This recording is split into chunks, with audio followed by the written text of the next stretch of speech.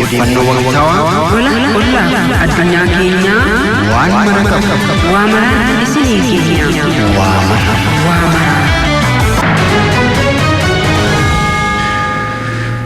Wamarri keenya geera dhaggeeffattoota keenya amma ganama keessa sa'aatii tokko ta'eeti jira. Sa'aatii tokko hanga sa'aatii lamaatti waamara keenya oduu gaggabaabaa fi kan bal'inaan filannee wal duraa duuba simbiraan keenya dhaggeeffattoota keenya FM Finfinnee 92.3 warri banattanii dhaggeeffachaa jirtanii galata guddaa qabdanii hanga sa'aatii tokkotti nu dhaggeeffadhaa isiniin jennaati. Gama waamara oduu fi oduu gaggabaabaa fi kan bal'inaan qabanne isinitti mukaan isaan si wajjiniin turtii godhan Haayiluu Abarraati. Amma oduu gaggabaabaa qabadheetti achi darba. Guyyaanii saboota sablammootaa fi uummattoota Itoophiyaa 18ffaan magaalaa Jijjigaatti sirnoota garaagaraatiin kabajamaa jira. Jilli aadaa naannolee hundarraa dhaqanii 27 guyyaa waliinii agarsiisa adda addaatiin kabajanii jiru. Jilli aadaa Jijjigaa dhaqanis simannaa godhameefitti akka gammadan dubbatanii guyyaan saboota sablammootaa fi uummattoota bakka tokkummaa fi obbolummaan keenyatti mul'atedhas jedhaniiru. Sabootni 28 guyyaa idaamu mata duree jedhuun kabajamee kan oolu ta'utu odeeffannoon ba'ee agarsiisa. Dubbii wal fakkaattuun immoo guyyaan saboota sablammootaa fi uummattoota kabajamuun biyya sabdanis ijaaruudhaaf qooda olaanaa qabaa jedhan pirezidaantii mootummaa naannoo Somaalii obbo Mustafee Mahammadi. Obbo Mustafee Mahammadi guyyaa saboota sablammootaa fi uummattoota 18ffaa naannoo Somaaliitti kabajamu ilaalchisuudhaan miidiyaaleedhaaf ibsa kennaniiru. Guyyaan kun naannoo Somaalii magaalaa Jijjigaatti kabajamuun hiikoo guddaa kan adda ta'e qabaachuu eeruudhaan ayyaanni kun haala miidhagaa ta'een kabajamaa jiraachuus dubbatanii jiranii. Qaamoleen nageenyaa fi dhaabbileen tajaajila qophii xumuruun gara hojiitti galuu ibsaniiru. Guyyaan sabaa fi sablammootaa kabajamuun immoo biyyattii hammattuu fi sabdaneessa ijaaruudhaaf qooda olaanaa qabaachuu pirezidaantii mootummaa naannoo Somaalii Mustafee Mahammadi dubbatanii jiranii. Agarsiisni daldala qonnaatii fi nyaata idil addunyaa 14ffaan galma Barokkomeetti baname. Agarsiisni daldala kanarratti dhaabbileen biyya keessaatii fi Awurooppaa baha giddu galeessaatii fi kan Afrikaa 70 hirmaachaa akka jirantu dubbatama. Hoogganaa itti aanaa biiroo daldalaatii fi magaalaa Finfinnee obbo Masfin Asaffaa agarsiisni daldala akkasii oomishtoonni walitti hidhamiinsa gabaa akka argataniif guddaa gargaaraa jedhaniiru. Guddinni oomisha biyya keessaa Itoophiyaa GDP biyyoota addunyaarraa sadarkaa sadaffaa ta'uu World Statistics yookiin Statistics idil addunyaa ifa godheera. Dhaabbanni World Statistics kun akka beeksisetti biyyoota addunyaa guddina oomisha biyya keessaa GDP waggaa waggaadhaan xiinxalee baasuun Chaayinaa keessatti naannoon bulchiinsa addaa argamtu makaa'oon tokkoffaa yogguu taatu Indiyaan lammaffaa Itoophiyaan ammoo sadaffaa taatee jirti. Biyyoota Afrikaatirraa Itoophiyaan gama kanaan parsantii 6.1 guddifachuun yogguu dursitu biyyoonni buufata galaanaatii fi bo'oo galaanaa kireessan akkasumas biyyoonni boba'aa alatti erguudhaan beekamanii Ijiptii fi Naayijeeriyaan wal duraa duubanii parsantii 4.2 fi parsantii 4.1 guddina agarsiisuun sadarkaa lammaffaa fi sadaffaa irratti akka argaman gabaafameera. Biyyoonni Afrikaa kunneen lamaan addunyaarraa immoo sadarkaa 9ffaa fi 10ffaa irratti akka argamanii maddi World Statistics agarsiisee jira. Amma immoo gidduutti gara oduu bal'inaan qabanneetti darbina. Waliigalteen tarsiimaa hariiroo gamtaa Awurooppaatii fi Itoophiyaa ture daran cimsuun ministeerri muummee itti aananii fi ministeerri dhimma alaa Itoophiyaa obbo Dammaqaa Mokonnin himan. Obbo Dammaqaa Mokonnin Itoophiyaatti ambaasaadara gamtaa Awurooppaa Roonaald Koobiyaatii fi ambaasaadaroota biyyoota miseensa gamtaa Awurooppaa ta'an wajjin mari'ataniiru. Amboo maqaasaatu dabalata qaba. Ministeerri muummee itti aanaa fi ministeerri dhimma alaa obbo Dammaqaa Mokonnin dhimmoota waloo naannawaa fi idil addunyaa irratti Itoophiyaa fi gamtaa Afrikaatti ambaasaadara gamtaa Awurooppaa Roonaald Koobiyaa fi ambaasaadaroota biyyoota miseensa gamtaa Awurooppaa waliin mari'atan. Gamtaan Awurooppaa fi Itoophiyaan hariiroo gama hundaa baroota dheeraa qabaachuu kan himan obbo Dammaqaan waliigalteen hariiroo tarsiimoo qaamota lameen gidduutti mallattaa'e hariiroo jiru cimsuuf murteessaadha jedhan. This program, as you all know, promised to play a significant role waliigalteen keenya tarsiimoo gamtaa Awurooppaa waliin qabnu marii kanaaf murteessaadha. Mariin kun hojiilee Itoophiyaan hidhattoota hiikkachiisuu, deebisanii dhaabuu fi dandamachiisuun hojjechaa jirtu biyyoonni miseensa gamtichaa akka deeggaraniif gahee olaanaa qaba. Dabalataan gamtichi guddina dinagdee maakroo Itoophiyaa akka deeggaru hubachiisuun barbaada. Mootummaan hojiilee deebisanii dhaabuu bakkeewwan biyyattii garaagaraatti hojjechaa jiraachuu kan himan obbo Dammaqaan gamtichi deeggaru akka qabu hubachiisan. We are firmly convinced of the African solutions to African problems motto. Dhimmoonni dimokiraasii, mirga namoomaa, godaansa, jijjiirama qilleensaa, nageenya fi bulchiinsa gaarii dhimmoota waloon irratti hojjennu. Itoophiyaan ejjannoo rakkoo Afrikaaf furmaata Afrikaa jedhu qabdi. Gamtichi gama teeknikaa fi deeggarsaan gargaarsa gochuu qaba. Itoophiyaatti ambaasadarri gamtaa Awurooppaa Roonaald Koobiyaa mariin kun hariiroo Itoophiyaa fi gamtichaa cimsuuf murteessaa ta'uu eeruun waliigalteen nageenyaa Piriitooriyaa haalaan hojiirra ooluun hariiroo jiru jabeessuu keessatti shoora olaanaa qabaa jedhan. The sustained implementation of the cessation of hostilities agreement is decisive. Waliigalteen nageenyaa Piriitooriyaa haalaan hojiirra oolaa jiraachuun walitti dhufeenya gamtaa Awurooppaa fi Itoophiyaa cimsuuf murteessaadha. Nageenyi Itoophiyaa hunda yaaddessa. Nageenyi waaraan akka dhufuuf gama hundaan Itoophiyaa ni tumsina. Rakkooleen garaagaraa mudatus gamtichi deeggarsa Itoophiyaaf gochaa jiru cimsee itti fufuus himan. We value very much that Ethiopia has for long taken a clear position. Haala kam keessattuu deeggarsi misoomaa gamtaan Awurooppaa Itoophiyaaf ramade yuuroon biliyoonii tokko hin irranne. Dhiyeenyas deeggarsa yuuroo miliyoonii 350 fi yuuroo miliyoona 659 ifoomsuun ni yaadatama. Hariiroon keenya walamanuu irratti hundaa'uu qaba. Walitti dhufeenyi keenya kan deeggaraa fi deeggaramaa osoo hin taane hariiroo tarsiimoo dippiloomaasii cimaa waliin mallatteessine irratti kan hundaa'u. Mariin kun hariiroo Itoophiyaa fi gamtichaa cimsuu fi biyyoonni miseensa gamtichaa hojiilee deebisanii dhaabuu Itoophiyaa keessatti hojjetamaa jiran akka deeggaraniif ta'uun himame. Qabeenya mootummaatii fi uummataan malaammaltummaan fudhatamanii deebisiisuudhaa fi manneen murtii ciminaan hojjetuu qabu jedhan pirezidaantiin mana murtii waliigala federaalaa obbo Teediroos Mihirat. Komishiiniin farra malaammaltummaatii fi naamusa federaalaa guyyaa farra malaammaltummaa addunyaa 20ffaa Finfinneetti kabajeera. Badhaasoo Haayilee dabalata qaba. Komishiniin farra malaammaltummaa fi naamusa federaalaa guyyaa farra malaammaltummaa addunyaa 20ffaa Finfinneetti kabajeera. Komishiniin farra malaammaltummaa fi naamusa federaalaa sadaasaa tokko jalqabe sosochii ittisa malaammaltummaa geggeessaa tureera kan jedhan komishineerri komishinii farra malaammaltummaa federaalaa Dr. Saamu'eel Urkaatom komishinichi ittisa malaammaltummaa irratti ciminaan hojjechaa jiraachuu himan. Komishinaችን በ2014 እና 2015 በጀት ዓመታት ዘርፍ ተኮር Komishiniin keenya bara bajataa 2014 fi 2015tti seektaroota hunda keessatti iddoowwan malaammaltummaan bal'inaan itti mul'atan jedhee yaadu adda baasee qorachaa tureera. Qorannoo kanaanis adeemsa malaammaltummaa walxaxaa hubachuu fi to'achuuf bu'aan argamaa jira. Kun ammas cimee itti fufa. Rakkoon malaammaltummaa walxaxaa waan ta'eef mootummaan xiyyeeffannoo addaatiin irratti hojjechaa jira kan jedhan Dr. Saamu'eel malaammaltummaa ittisuuf hunduu tokkummaadhaan hojjechuu qabaadhaaman manneen murtii qabeenya mootummaa fi qabeenya uummataa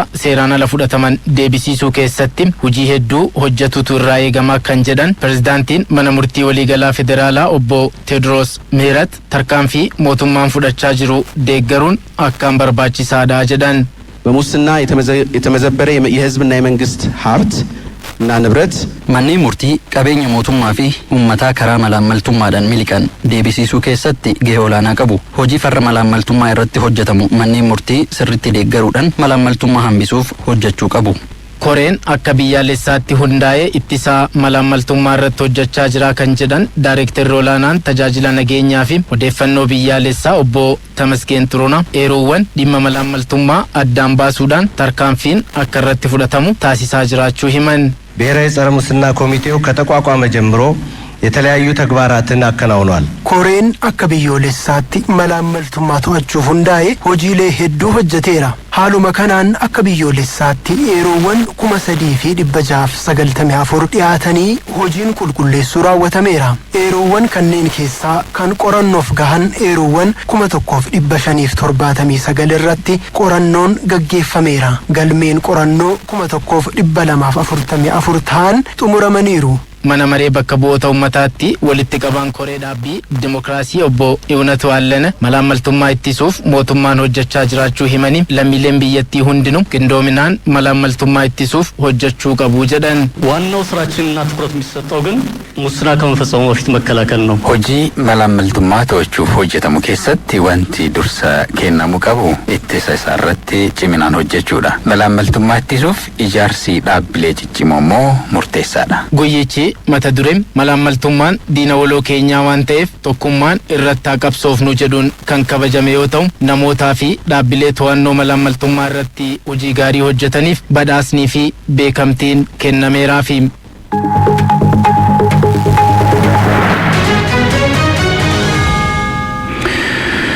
Qonnaan bulaa fi horsiisee bulaadhaa fi kabaja olaanaa kennuun guddina diinagdee biyyaatiif murteessaadha jedhan ministeerri deetan ministeera qonnaa Dr. Mallas Mokonnin.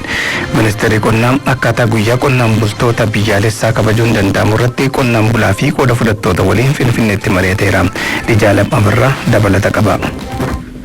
Guyyaa qonnaan bulaa kabajuun qonnaan bulaaf kabaja olaanaa kennuun guddina diinagdee biyyaaf bu'uura kaa'u akka ta'e ministeerri qonnaa beekseera. Ministeerri qonnaa akkaataa guyyaa qonnaan bulaa biyyaalessaa kabajuun danda'amu irratti qonnaan bulaa fi qooda fudhattoota waliin Finfinneetti mari'ateera. Ministeera qonnaatti hojii raawwachiiftuu olaantuu qonnaa fi hortiikaalcharii kan ta'an adde Yenenesh Eegum guyyaa qonnaan bulaa akka biyyaatti bifatti ufiinsa qabuun kabajuun barbaachisaa ta'uu isaatiin marichi gaggeeffamuusaa himaniiru. Guyyaa qonnaan bulaa kabajuun rakkoo qonnaan bulaan qabu furuun cinatti qonnaan bulaa qaxalee diinagdee biyyaa utubu horachuu nu dandeessisaa jiranii adde Yenenesh. የኢኮኖሚው የጀርባ አጥንት ነው።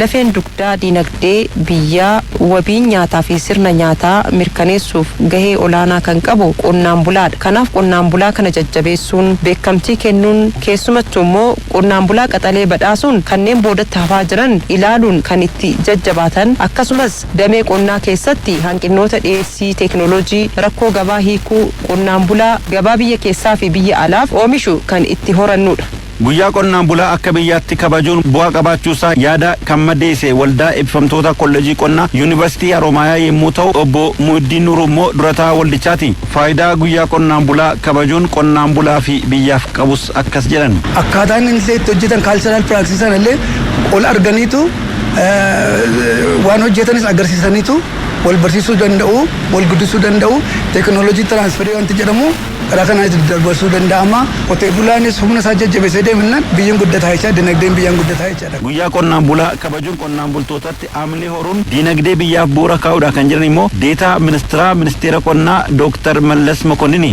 ለኤክስፖርትም ለተለያየ ነገርም ሆኖ ደግሞ አገር የምታገኘውን ጥቅም እንድታገኝ Oomishaalee ergii fi biyya keessaa oomishuun bu'aa biyya argachuu qabdu akka argattu adda durummaan utubuu fi dagaleen biyyaa qonnaan bulaa keenyaa kan itti yaadannuu fi itti qabaachuun keenya qonnaan bulaa keenyaaf ciminaan akka hojjetaniif hamilee guddaa kan ta'udha. Qonnaan bultoonni maricha irratti hirmaatanis kabaji kennameef cimanii akka hojjetan kan onnachiisuun ta'uusaa dubbatan. Qonni hin jiraanne lubbuun illee hin jiru. Qotuun baay'ee nama gammachiisa. Qotiisa irratti mootummaan duuba deemee jireenya kana jijjiiru qonnaan bulaa kabajuun baay'ee nama gammachiisudha.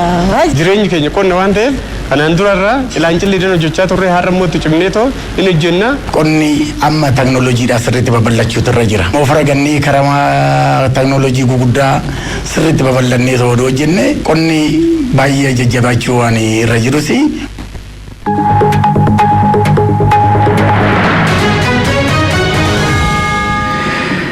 Ejensiin babal'ina waldaa hojii gamtaa Oromiyaa waldaalee fi yuuneenii gahumsa qabaniin gabaa biyya keessattii fi alatti dorgomuu danda'an uumuudhaa fi riiformiin gaggeeffamaa kan jiru ta'utu ibsame.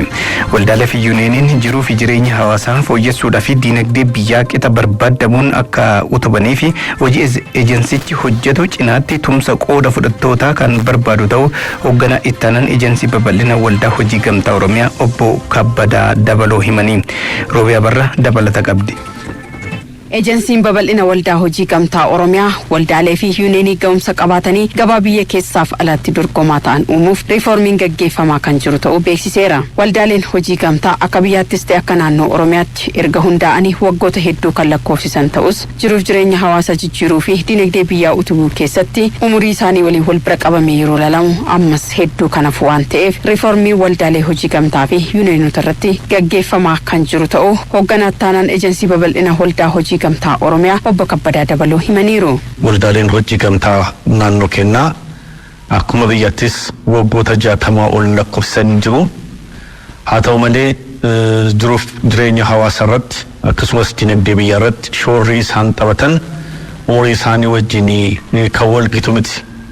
Inni guddaan riiformiin kun amma barbaachisee irratti hojjannuu fi waldaalee ga'umsa qaban kaapitaalaan ciman humna nama barateen hoogganaman miseensa isaanii dambiitti cimsanii ijaaranii miseensaa fi waldaa walitti hidhuun waldaa fi yuuniyeenii walitti hidhuun yuuniyeenii fi federeeshinii walitti hidhuun haga gabaa biyya keessaa fi biyya alaa irratti dorgomaa akka ta'aniif hojii guddaa riiformii kanaatiin kan hojjetamu qabamu akka inishatiivitti qabannee kan hojjechaa jiru isa kana tokko kanaaf riiformiin kunis kan barbaachisa. Akka naannoo Oromiyaatti waldaalee 21,000 yuuniyoonota 118 fi federeeshiniin tokko miseensota miliyoona 10 kan ijaaramee fi kaapitaala biliyoona 12 ol kan of harkaa qaban ta'uu obbo Kabbadaan eeraniiru. Waldaaleen kun jiruuf jireenya hawaasaa akka jijjiiranii fi qaala'insa gabaa akka tasgabbeessaniif hojii ejensichi hojjechaa jiru cinaatti qooda fudhattoonni hundi gahee isaanii ba'uu akka qabanis obbo Kabbadaan dhaamaniiru. Qaamonni adda addaa qooda fudhattoonni adda addaa mootummaan miti mootummaan deeggarsa cimaa godhee keessaayyuu qaala'insa jireenyaa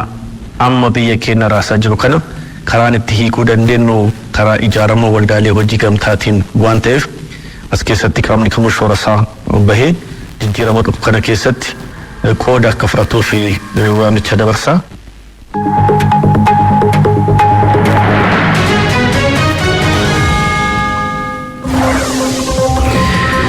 Dhibba koorniyaa dubartoota mudatu hambisuudhaa fi lammiin hunduu tumsuu qaba jedhame dubartoota dhiibbaa koorniyaatiif saaxilamoo ta'anii hubannoo uumuu deeggarsa barbaachisu gochuudhaa fi dhibmoonni imaammataan ta'anii hojiirra ooluu akka qabus sagantaan meekwee irratti qooda fudhattoonni hirmaatan ibsanii jiranii Balaa Tasammaa dabalata qaba. Sagantaan meekwee dubartoota dhiibbaa koorniyaaf saaxilamoo ta'an irratti hojjetu guyyaa riivaanii addunyaa sababeeffachuun marii paanaalii dhimmamtoota hirmaachisuun magaalaa Finfinneetti mari'ate. Naannoo Oromiyaa, Amaaraa fi Finfinneetti xiyyeeffachuun karoora waggoota 5 qabatee hojjechaa kan jiru sagantaan meekwee hubannoo uumuu dubartoota dhiibbaa koorniyaaf saaxilamoo ta'an irratti marii godheen dubartoonni saaxilamoo ta'an dhimmamtoonni eeran. ከእድሜ አንጻር ብናይ ከ14 እስከ 35 ዓመት umuriidhaan yoo ilaalle waggaa 14 haga 35tti kan jiran qaama miidhamtoota kanneen barumsa jalqabanii addaan kutan dubartoota ijoollee guddisan dabalata. የአካል ጉዳት ያለባቸው ወጣቶች dargaggoota miidhama qaamaa qaban dargaggoota manneen barnootaatti ala jiranii fi buqqaatota ሁሉም የአካል ጉዳት አይነቶች አይነ ሱራንን ብታይ መስማት የተሳናቸውን ብታይ qaama miidhamtoonni hundi qaroo dhabeeyyii rakkoo dhageettii gurraa sosochii qaamaa saalessa sammuu fi kanneen miidhama dachaa qaban kanaaf saaxilamoodha. Dhiibbaa koorniyaaf dubartoota saaxilamoo ta'an baraaruuf qaamni hawaasaa hundi gahee qabaachuus ibsame. ከማህበረሰብ ጀምሮ እያንዳንዳችን እኔም አንተም ሁሉም ሰው የዚህ ባለድርሻ አካል qaamoleen hawaasaa hundi anis atis dhimmamtoota itti gaafatamummaa qabnudha. Dhimma kana mootummaaf manneen barnootaaf qaama seeraaf jettee kan dhiistu miti hunda keenya laallata. ስልጠና መስጠት አለብን እንዴት አድርገው ራሳቸውን መጠበቅ እንደሚችሉ leenjii akkamitti ofirraa ittisu jedhu kennuufii qabna odeeffannoon akka isaan qaqqabu karaa waldaa qaama miidhamtootaa qaqqabsiisuu qabna. Dubartoota dhiibbaa koorniyaaf saaxilamoo ta'an tajaajila xiinsammuu diinagdeen of dandeessisu tajaajila yaalaa fi haqaa akka argataniif imaammata ba'e hojiitti kun akka barbaachisu simame.